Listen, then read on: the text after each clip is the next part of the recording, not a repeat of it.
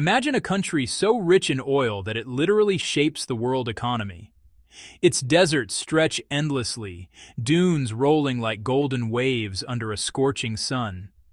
This is Saudi Arabia, home to massive oil reserves, towering rigs, and cities built on wealth from black gold. But beneath this image of prosperity lies a surprising problem: food.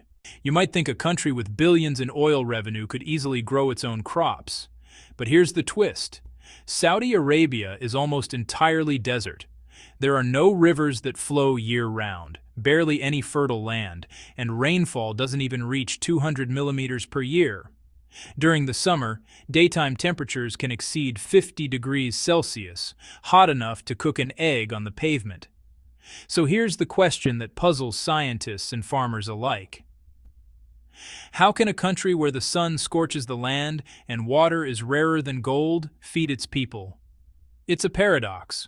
One of the richest countries on Earth struggles with one of the simplest human needs: growing food. In this video, we're going to follow Saudi Arabia's journey, from barren deserts to innovative agricultural experiments, and see how cutting-edge technology might turn this agricultural forbidden zone into a green oasis. It feels impossible. And yet, hope is quietly taking root. Saudi Arabia didn't always rely on imported food. In fact, for decades, the kingdom tried to grow its own crops, even in the harshest deserts on Earth. Starting in the 1970s, the government launched an ambitious plan. It gave vast stretches of wasteland to individuals and companies for free.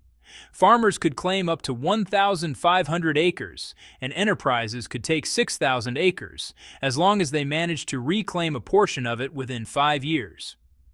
To make farming possible, the government went all in. Interest-free loans, subsidies for fertilizers and machinery, and even full coverage for pesticides. Farmers who planted wheat received additional financial incentives, over $400 per hectare. With support like this, you might think Saudi Arabia could become a major agricultural power. And for a while, it worked. By the 1980s and early 1990s, wheat production skyrocketed. Arable land increased from 1.4 million hectares in 1971 to 3.67 million hectares in 1993. And grain output went from less than 40,000 tons to over 4 million tons. Saudi Arabia even ranked as the sixth largest wheat producer in the world at one point. But there was a hidden problem: water. Most crops depended on underground aquifers, reservoirs that hadn't been replenished since the last ice age. These water sources were quickly depleted. Agriculture became extremely expensive, with costs so high that locally grown crops couldn't compete with imported food. By 2016, the Saudi government made a tough decision: ban the cultivation of many crops and rely on food imports instead. Money, technology, and effort weren't enough to beat the desert.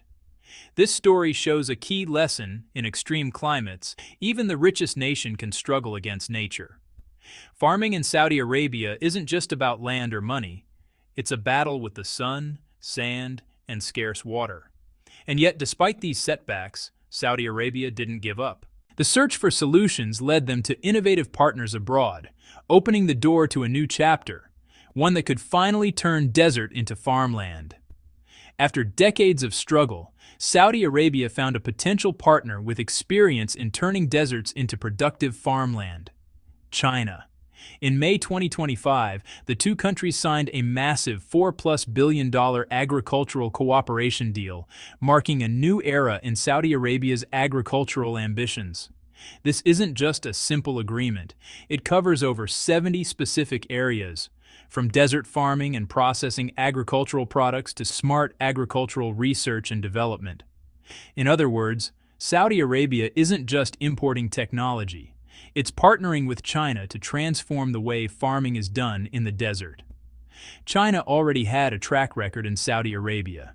Its engineering teams successfully built several large-scale desalination plants, including the Rabbi project, which can turn seawater into fresh water at enormous scales. These achievements gave the Saudis confidence that China could bring the know-how and infrastructure needed to tackle their extreme desert conditions. Think about it this way. This is like hiring a team of master chefs not just to cook a single meal, but to reinvent the kitchen, supply chain, and entire menu, all in a desert where ingredients barely exist. Now the big question emerges. Can China's experience with deserts, far away in Xinjiang, really solve Saudi Arabia's agricultural crisis?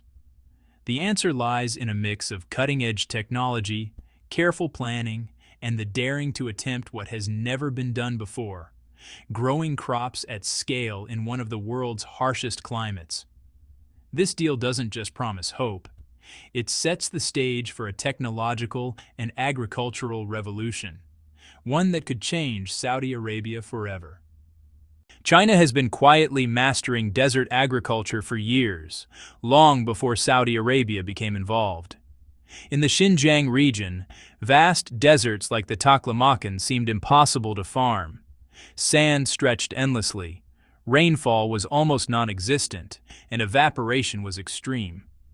Yet Chinese scientists and farmers turned this barren land into thriving farmland. How did they do it? One breakthrough was sand-to-soil technology. They used a special polymer material that binds loose sand into a sponge-like mass, increasing water retention by 6 times. Imagine pouring water onto loose sand. It just slips through. Now imagine that same sand transformed into soil that holds water like a sponge. Suddenly, crops can take root and survive even in the harshest heat. Water-saving irrigation was another game changer. Underground drip systems deliver water directly to plant roots, reducing evaporation from 90% to just 5%. Tiny pipes buried beneath the sand act like capillaries in the human body, transporting water from distant snowmelt directly to wheat or rice seedlings. Combined with AI monitoring and satellite sensors, farmers can detect pests, diseases, or water shortages 3 days before they become a problem, enabling precise management. The results are impressive. Areas that were once completely barren now support rice, wheat, and greenhouse crops. Vegetation coverage has jumped from 0% to 80%, wind speeds dropped by half, and soil quality improved dramatically. Even rice has been successfully grown in multi-layer greenhouse racks, producing over 1,500 kilograms per acre in just 2 months. In short, what once seemed like magic, growing food in a desert, is now a proven reality. China's black technology doesn't just fight the desert, it re-engineers it, turning sand into soil, scarcity into abundance.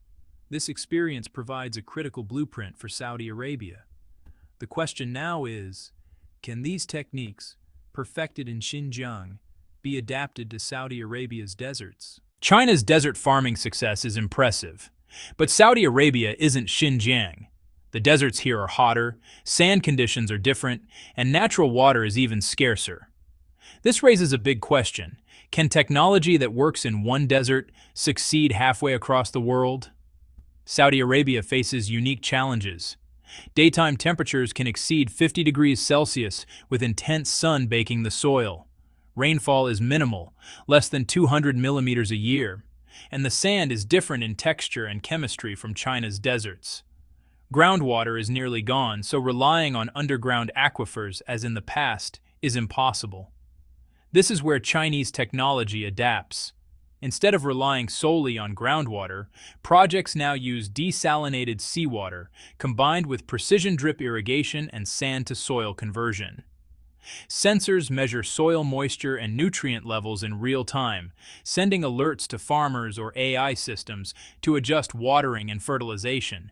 It's kind of like giving the desert a lifeline, drop by drop, while carefully preparing the soil to hold every ounce of water. Experts highlight that it isn't just about technology, it's about strategy and adaptation. Chinese teams study local sand, temperature patterns, and sunlight intensity to tweak their methods. What works in Xinjiang is a starting point, but Saudi Arabia's conditions require careful customization. So, the audience should ask themselves, can these methods overcome the world's harshest deserts, or will Saudi Arabia remain a land where agriculture is almost impossible? This tension sets the stage for real-world implementation, the next step, where cutting-edge projects like desalination plants and smart irrigation systems turn theory into action. Theory and experiments are one thing. Turning deserts into farmland on a national scale is another. That's where real-world projects in Saudi Arabia come into play.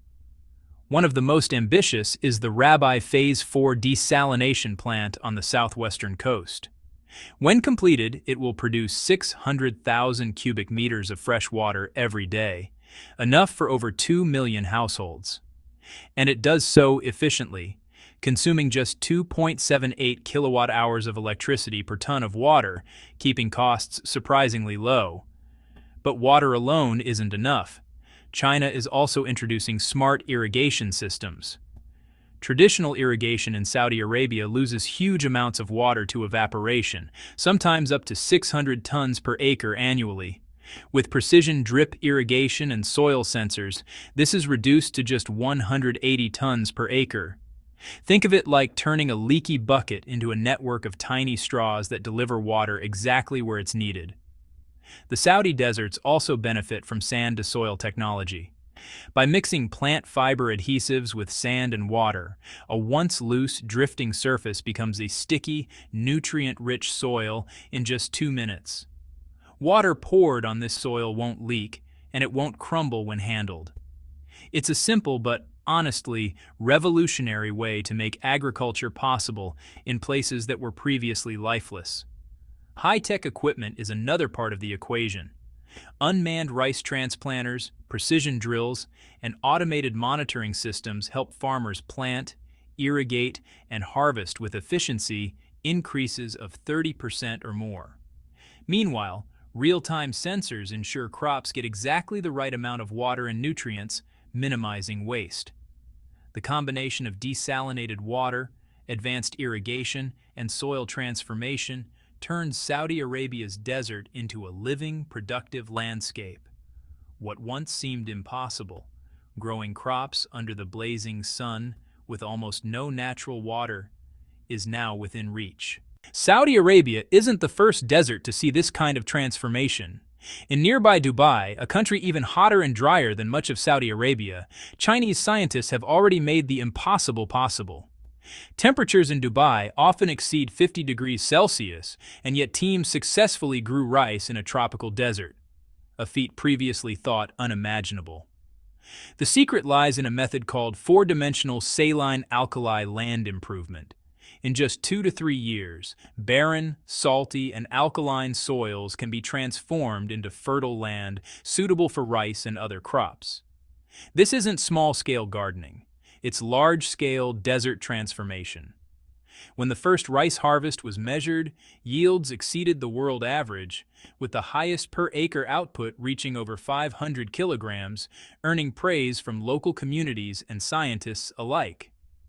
Dubai's success shows what's possible with the right combination of technology, planning, and persistence. If rice can thrive in the scorching heat and sandy soil of the UAE, the potential for Saudi Arabia's deserts is enormous. Local adaptations will be needed. Water supply, soil composition, and climate patterns differ. But the blueprint already exists. This proof of concept is more than just numbers and yields. It's a story of human ingenuity conquering nature's harshest limits. If China's technologies and expertise worked in Dubai, there's every reason to believe they can help Saudi Arabia achieve a desert agricultural revolution of its own.